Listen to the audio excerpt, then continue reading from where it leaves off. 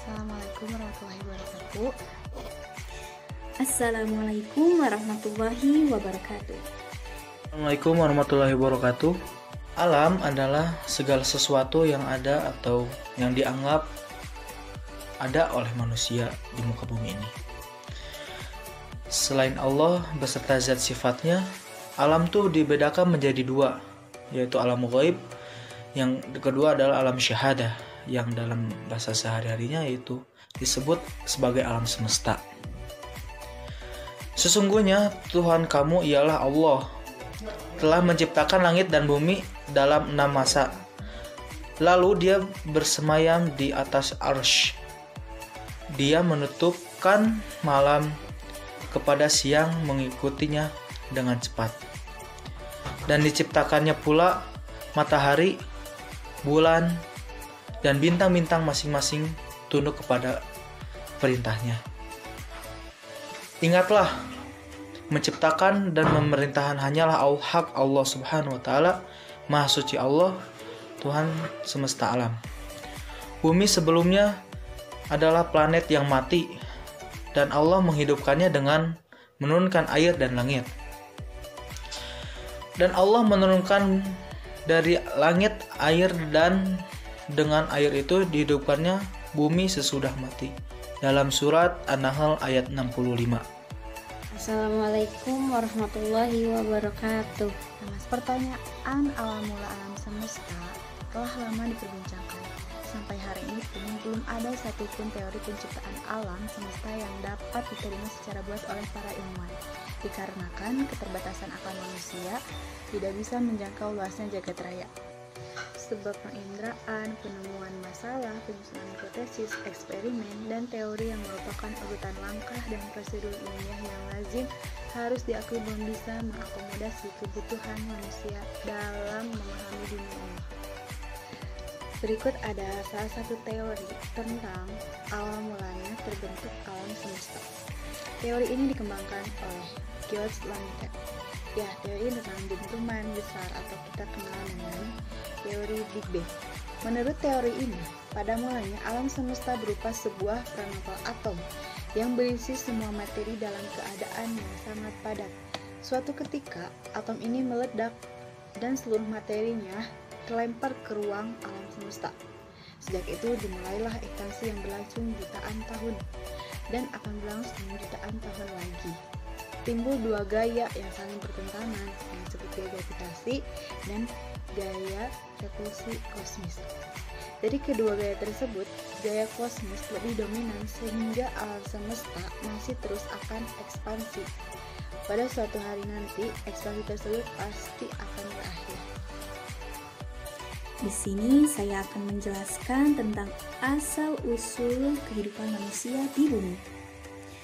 Sebelum abad ke-17, para ahli menganggap bahwa makhluk hidup itu terjadi dengan sendirinya, yang mana makhluk hidup itu sendiri terjadi oleh diri mereka sendiri. Pendapat ini begitu ekstrim. Misalnya, kecebong berasal dari lumpur, ulat berasal dari bangkai, dan yang lebih lagi adalah dari gandum dapat langsung menjadi tikus hanya dalam waktu 1 malam saja. Baik, berkaitan dengan asal-usul kehidupan, terdapat prinsip-prinsip yang dikemukakan oleh Darwin, yang mana prinsip-prinsip tersebut dapat dianggap dapat memberikan petunjuk bagi adanya evolusi.